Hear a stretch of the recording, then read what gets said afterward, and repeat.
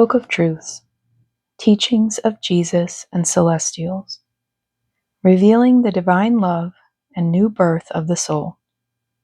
Spirit Communications, 1914 through 1920. Recorded by James Edward Padgett.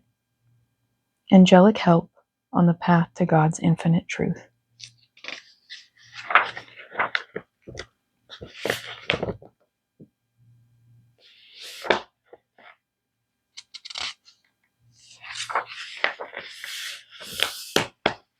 Forward.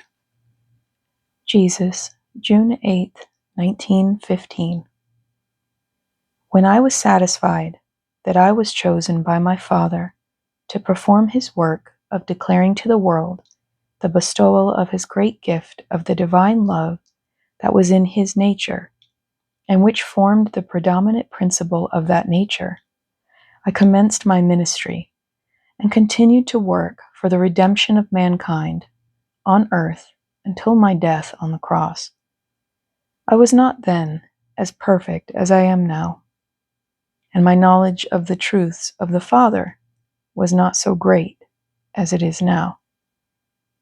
Let men know, though, that what I taught was true, even though I did not teach all the truth, and they will learn that I am my Father's true Son, and the special messenger by whom these great truths was to be taught to mankind. I was not, when on earth, so filled with the love of the Father as I am now, and had not the power to make men feel that this love is the only thing that will reconcile them to the Father and make them at one with him, as I have now. So men must believe that I am communicating to them the real truths which will show them the way to the Father's love and to their own salvation.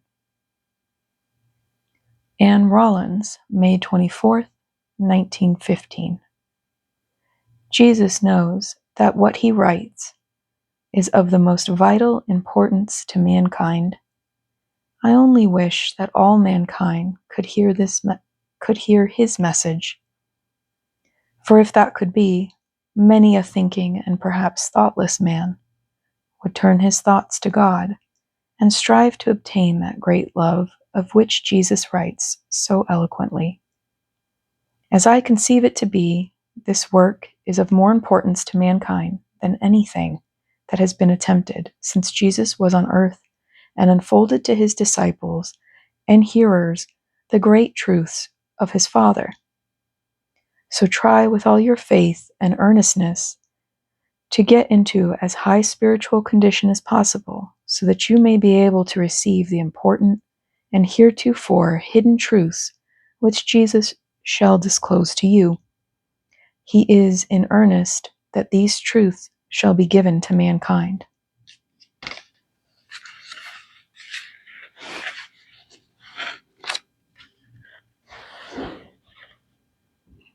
John the Baptist, August 10th, 1915. I am now a harbinger of the Master as I was when on earth, and that he is the true Jesus who writes to you in all the communications which you received signed by him or by his name. I do this that you may believe and not doubt the messages that you receive. He has written you, and you must rely on what he says, for what he has said to you will surely come to pass. I am the same John who appeared in Palestine and announced his coming. And as I told them what was actually to take place, so I tell you what is actually taking place. And you will not only receive the messages of truth which he will write you, but they will also be distributed to all mankind wherever the written languages of the world exist and are spoken or written. So you have before you a wonderful and important mission, and one that will do more to make true brothers and lovers of the Father than anything that has happened since the Master was on earth and taught and preached the truths of his Father and did good to physical man. The Apostle Paul, May 20th, 1917. Christianity would have been a success if its truths had not become lost and perished by the acts of men who did not have in their souls the love that has been given to you. The truths perished, and men perished as far as their soul salvation was concerned to a large extent.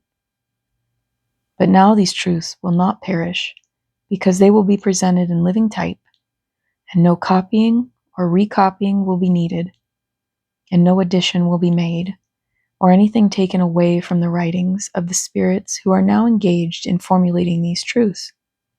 It will not be a failure this time, and the way to the kingdom of God in the celestial heavens will be made plain, and no man will have an excuse for not walking therein.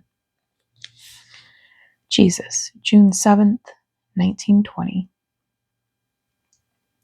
Just here, I want to say that while the great vital truth of the new birth is already known to you and can be made known to men, yet you in your day will not receive all the truths of the infinite. Always new truths will come to the knowledge of men, and the revelations of truth will never have finality, and no man or spirit can ever be able to say that his knowledge is complete. Progress is the one law of the universe that exists always, and man, when he gets in condition, will always be the object and subject of that law.